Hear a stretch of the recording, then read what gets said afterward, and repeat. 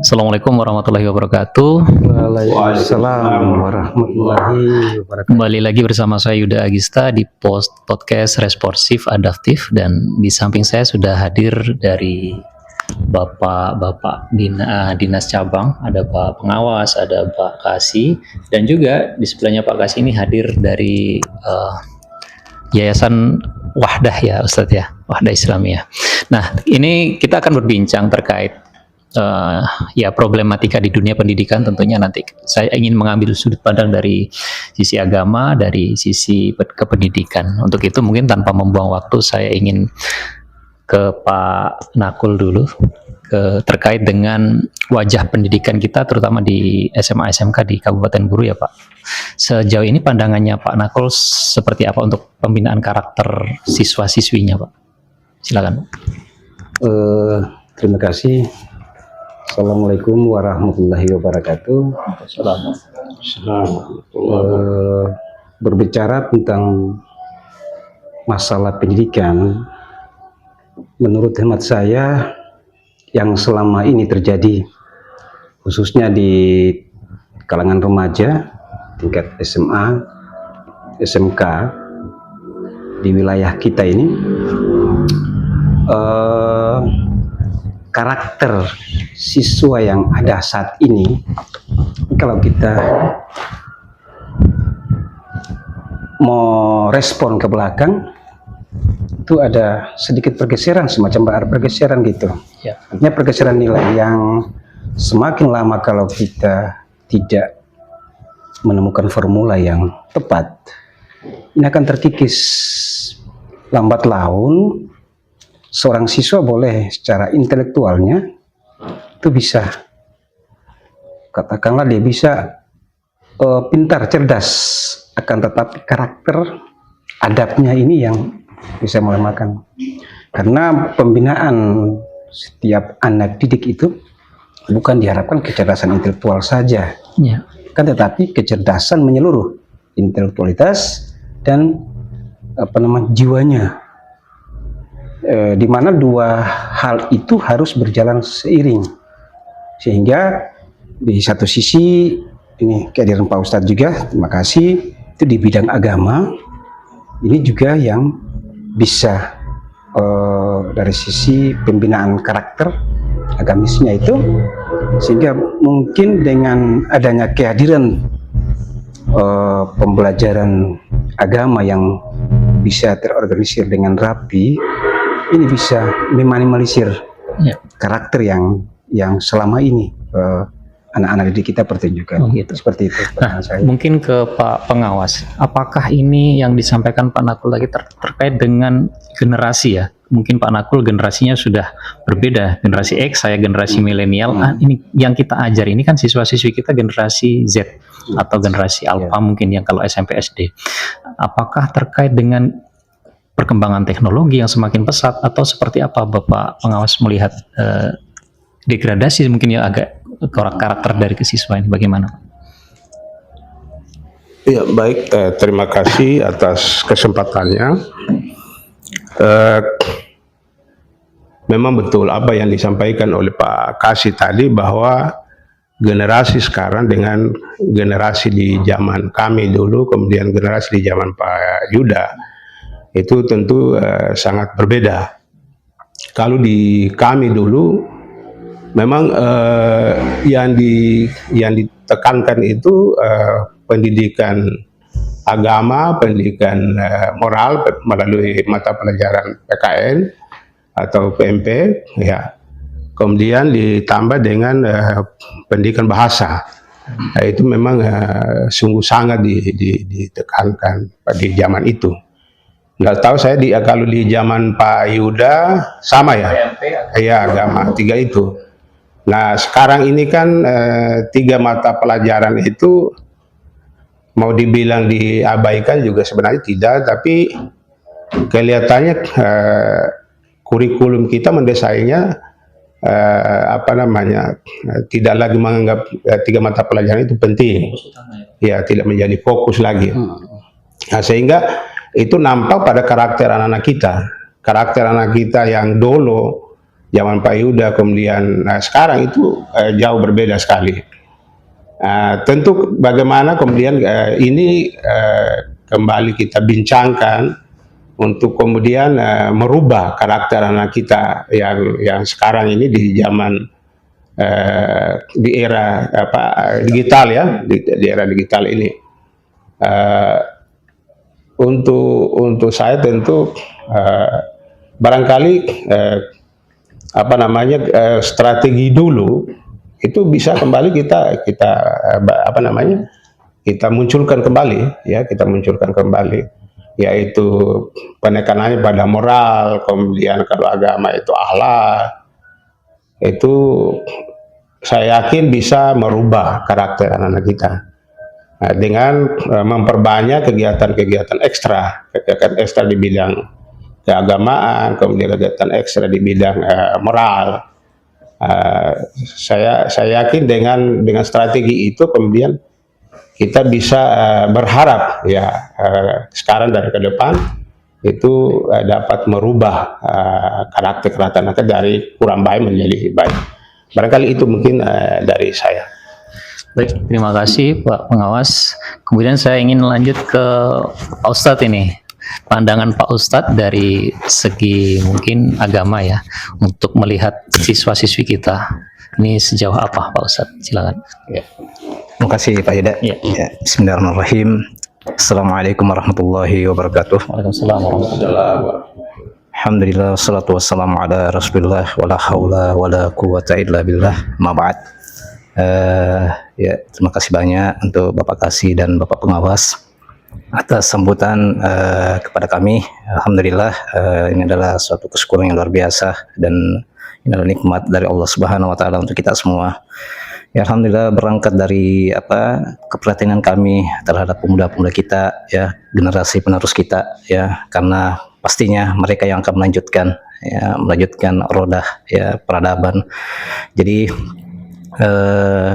seperti dikatakan tadi yang disampaikan bahwasanya memang pembentukan karakter yang memang sangat harus ya untuk pemuda-pemuda kita, karena memang rendahnya mungkin sekarang ya, mungkin yang kita amati bersama ya.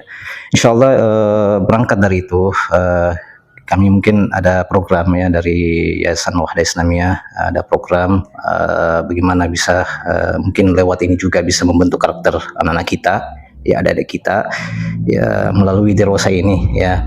Jadi setidaknya memang generasi ini terus berubah ya, namun Al-Quran ini tidak pernah berubah.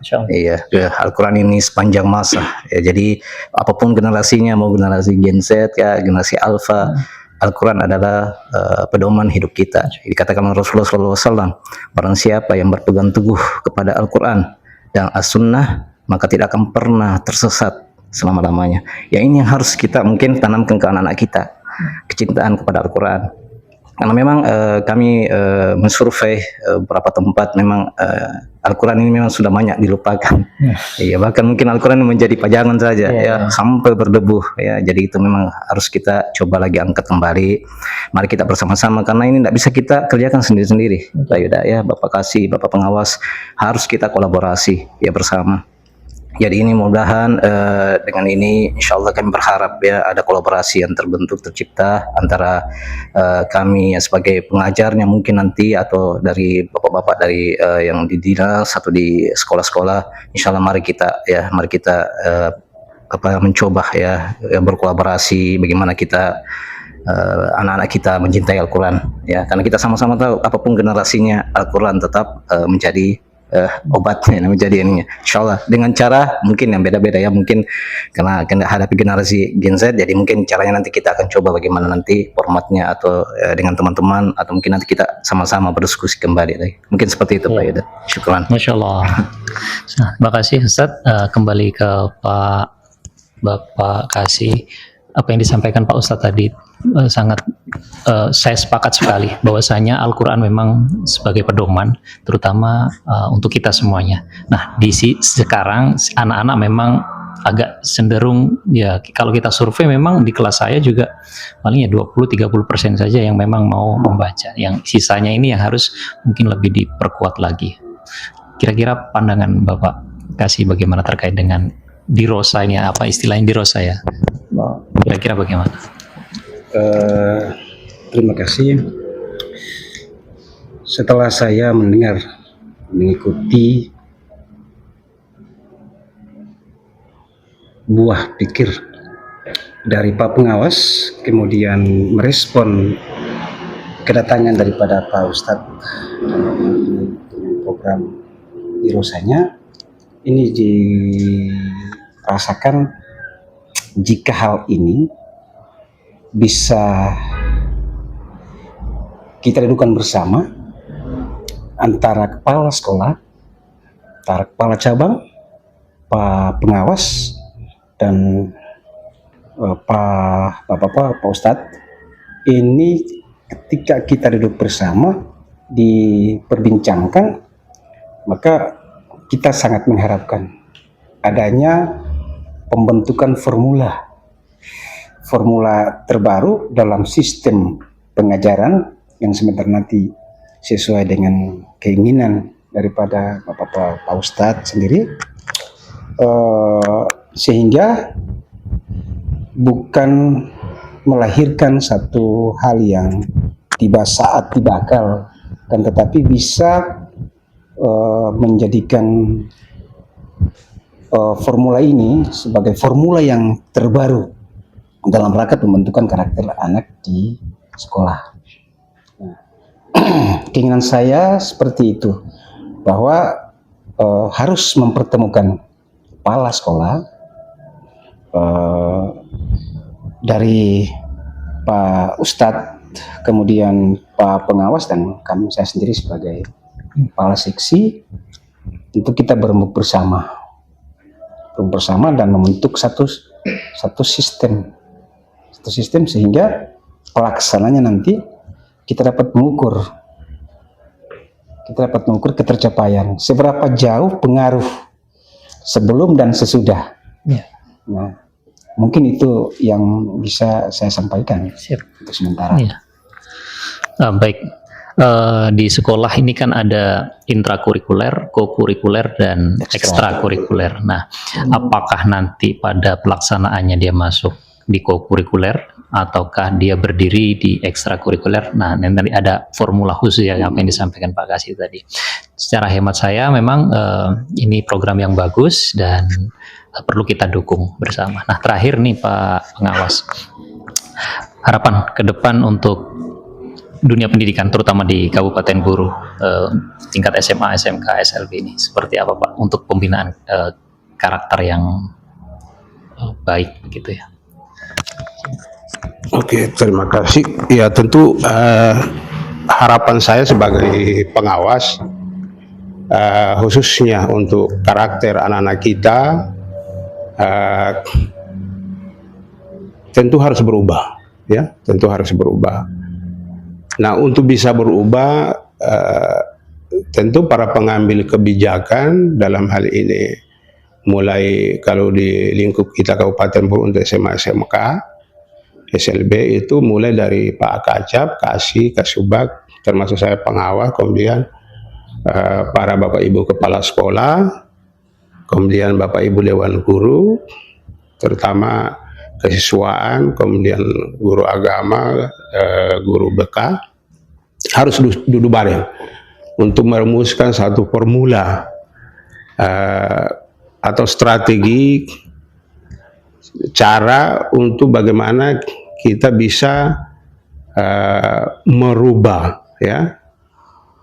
karakter anak-anak kita yang ada sekarang, sehingga harapannya ke depan itu dari karakter yang sekarang sudah sangat memperhatikan bisa kemudian berubah ke arah yang lebih positif. Nah, salah satu sekarang yang kita bincangkan bersama dengan kehadiran Ustadz dan teman-teman ini tentu saya berharap ini bisa jalan, ya, bisa jalan. Nah, karena menurut saya, apalagi ini ya program untuk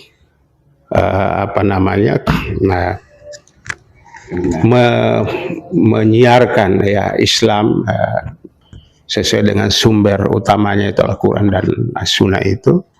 Tentu ini sangat luar biasa, seperti yang saya sampaikan awal tadi, bahwa tidak ada pilihan lain selain salah satu cara kita menjadikan kembali ya mata pelajaran agama itu dan moral itu, PPKN sekarang ini ya seperti dulu lagi. Ya, kalau di zaman saya dulu, saya masih sebagai guru, kemudian kesuaan sampai ke kepala sekolah. Di setiap bulan Ramadan itu kita adakan pesantren kilat di sekolah. Dan saya biasa mendoakan anak-anak di sekolah. Saya mendoakan anak-anak, lalu kemudian saya rekrut ustadz-ustadz dari semua kalangan. Saya hadirkan, saya buatkan jadwalnya, lalu saya hubungi. Terima kasih.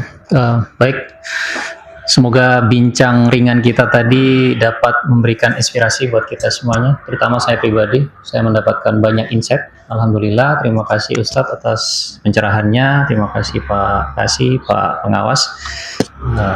Terima kasih sudah bersama kami di podcast Responsif Adaptif. Dari saya, terima kasih. Wassalamualaikum warahmatullahi wabarakatuh.